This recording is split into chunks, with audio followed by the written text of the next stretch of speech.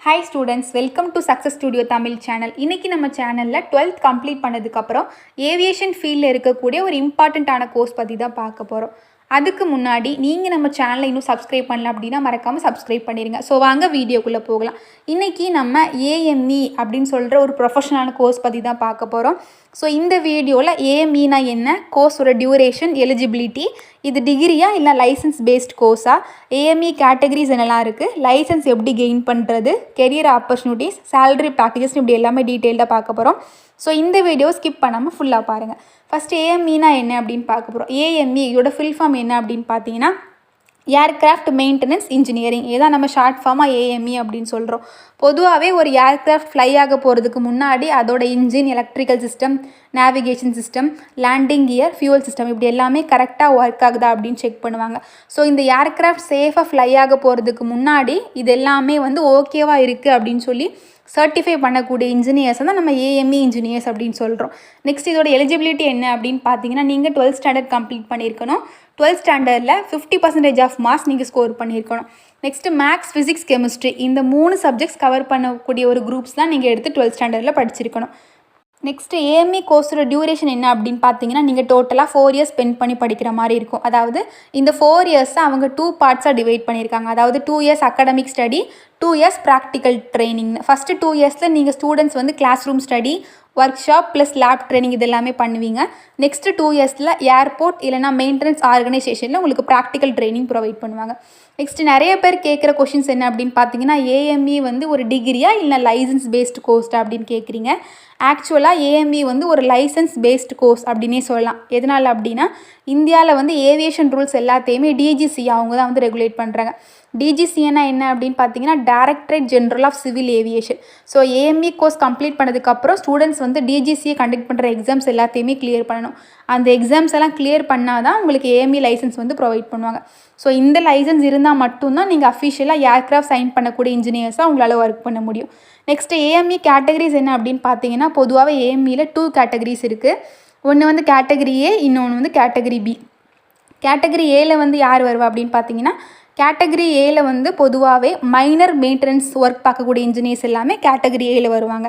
Next category B எடுத்துக்கிட்டிங்கன்னா, இதுக்கு 2 subdivisions இருக்குது. கேட்டகரி B1, கேட்டகரி B2ன்னு சொல்லி. கேட்டகரி B1ல் பொதுவாகவே mechanical side aircraft systems maintain பண்ணக்கூடிய இன்ஜினியர்ஸ் தான் கேட்டகரி B1ல் இருப்பாங்க. நெக்ஸ்ட்டு கேட்டகரி B2ல் பார்த்தீங்கன்னா, electrical and electronic systems handle பண்ணக்கூடிய இன்ஜினியர்ஸ் தான் கேட்டகரி B2ல் வருவாங்க. நெக்ஸ்ட்டு AME மாடியூல்ஸ் பற்றி பார்க்க போகிறோம். மாடியூல்ஸ்னால் ஒன்றும் இல்லை, DGCயை கண்டக்ட் பண்ணுவாங்க இல்லை எக்ஸாம்ஸ், அதுதான் நம்ம AME மாடியூல்ஸ் அப்படின்னு சொல்லுவோம். இதில் இம்பார்ட்டண்ட்டாக இருக்கக்கூடிய மாடியூல்ஸ்லாம் என்ன அப்படின்னு பார்த்தீங்கன்னா, ஃபஸ்ட்டு மாடியூல் 1 உங்களுக்கு மேக்ஸ், பேசிக்ஸ் மேக்ஸ் கான்செப்ட்ஸ் உங்களுக்கு இருக்கும். நெக்ஸ்ட்டு மாடியூல் 2ல் உங்களுக்கு ஃபிசிக்ஸ் இருக்கும். அதாவது மோஷன், ஃபோர்ஸ், ப்ரெஷர், எனர்ஜி இந்த மாதிரி மேஜர் ஃபிசிக்ஸ் கான்செப்ட்ஸ்லாம் உங்களுக்கு இருக்கும். நெக்ஸ்ட்டு மாடியூல் 3ல் உங்களுக்கு எலக்ட்ரிக்கல் ஃபண்டமெண்டல் சொல்லி கொடுப்பாங்க. பேசிக்காக உள்ள எலக்ட்ரிக்கல் கான்செப்ட்ஸ், அதாவது வோல்டேஜ், கரண்ட், ரெசிஸ்டன்ஸ் இதெல்லாம் நீங்கள் படிப்பீங்க. நெக்ஸ்ட்டு மாடியூல் 4ல் உங்களுக்கு எலக்ட்ரானிக் ஃபண்டமெண்டல்ஸ் இருக்கும். Electronic circuits, semi conductors, diodes இதெல்லாம் உங்களுக்கு வரும். நெக்ஸ்ட்டு மாடியூல் 5ல் உங்களுக்கு டிஜிட்டல் டெக்னிக்ஸ் இருக்கும். அதாவது computer system, digital circuits, aircraft electronic control systems இதெல்லாம் உங்களுக்கு வரும். நெக்ஸ்ட்டு மாடியூல் 6ல் உங்களுக்கு மெட்டீரியல்ஸ் அண்ட் ஹார்ட்வேர்ஸ் பற்றி வரும். அதாவது ஏர்க்ராஃப்டில் யூஸ் பண்ணக்கூடிய மெட்டீரியல்ஸ், அப்புறம் போல்ட்ஸ், நட்ஸ் இந்த மாதிரி இருக்கக்கூடிய ஹார்ட்வேர் நாலேஜ்லாம் உங்களுக்கு ப்ரொவைட் பண்ணுவாங்க. நெக்ஸ்ட்டு மாடியூல் 7ல் உங்களுக்கு மெயின்டெனன்ஸ் ப்ராக்டிசஸ் கொடுப்பாங்க. அதாவது ஏர்க்ராஃப்ட் மெயின்டெனன்ஸ் ப்ரொசீஜர் இதெல்லாம் உங்களுக்கு சொல்லி கொடுப்பாங்க. நெக்ஸ்ட்டு மாடியூல் 8ல் உங்களுக்கு பேசிக்ஸ் ஏரோடைனமிக்ஸ் வரும். அதாவது ஏர்க்ராஃப்ட் எப்படி ஃப்ளை ஆகுது அப்படின்னு உங்களுக்கு இதில் எக்ஸ்பிளைன் பண்ணக்கூடிய சப்ஜெக்ட்ஸ்லாம் வரும். நெக்ஸ்ட்டு மாடியூல் 9ல் உங்களுக்கு ஹியூமன் ஃபேக்டர்ஸ் வரும். அதாவது ஹியூமன் மிஸ்டேக்ஸ் ஏவியேஷனை எப்படிலாம் அஃபெக்ட் பண்ணுது அப்படின்னு உங்களுக்கு இதில் சேஃப்டி ட்ரைனிங்ஸ்லாம் வரும். நெக்ஸ்ட்டு மாடியூல் 10ல் உங்களுக்கு ஏவியேஷன் லெஜிஸ்லேஷன்ஸ் எல்லாமே வரும். அதாவது ஏவியேஷனோட ரூல்ஸ் அண்ட் ரெகுலேஷன்ஸ், DGCயோட லாஸ் எல்லாமே உங்களுக்கு இதில் கவர் ஆயிரும். ஸோ நீங்கள் லைசன்ஸ் எப்படி கெயின் பண்ணுறது அப்படின்னு கேட்டிங்கன்னா, ஃபஸ்ட்டு நீங்கள் AME கோர்ஸ் கம்ப்ளீட் பண்ணியிருக்கணும். Next students DGCA module exams எல்லாமே கிளியர் பண்ணியிருக்கணும்.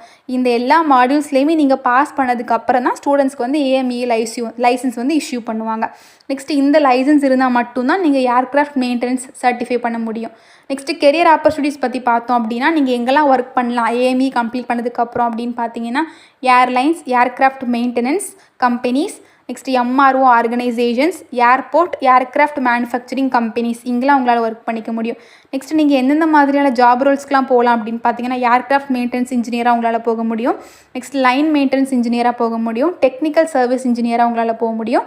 நெக்ஸ்ட் மெயின்டெனன்ஸ் டெக்னீஷியன்ஸாக உங்களால் போக முடியும். நெக்ஸ்ட் சேலரி பற்றி பார்த்தீங்க அப்படின்னா, உங்களால் ஃபஸ்ட்டு ஸ்டார்டிங்கில் வந்து ஃப்ரெஷராக இருக்கும்போது 30லேருந்து 60K வரைக்கும் பெர் மந்த்துக்கு ஏர்ன் பண்ண முடியும்.